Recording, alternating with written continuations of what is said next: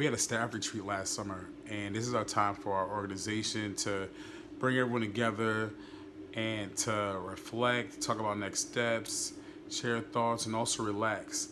And we had one staff member who was drinking at times and hours that we just were not prepared to have people drinking.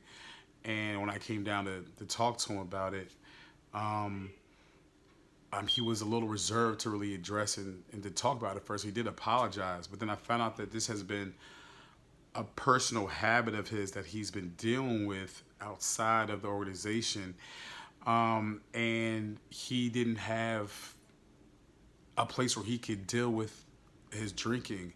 And one time, eventually he crashed his car because of this. And this is when we really had to buckle down and figure out what was going on.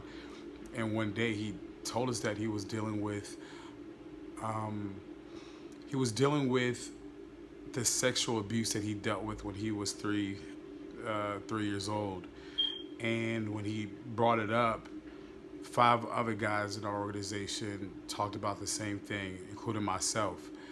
And it became a space for us to address this. And even though there's a lot of sexual abuse awareness going on for women, there are a lot of men who go through the same things, and we're not vocal about it. And we need to create a space for us to address things so that we don't also let our voices overshadow the women who are also dealing with the same thing. So we've actually created a space now in a healing circle for us to address these things. And we found what the organization has really supported us in. Now that young man has cut off a lot of his drinking now, because now he found he has a space where he can vent and address these things, and he also now has a support system to talk about these things. So I think that's just a snippet of just how we take challenges in our organization and find ways to support each other with dealing these personal things. And we found out that we all are sharing sort of like the same challenges, but we also have ways that we can support each other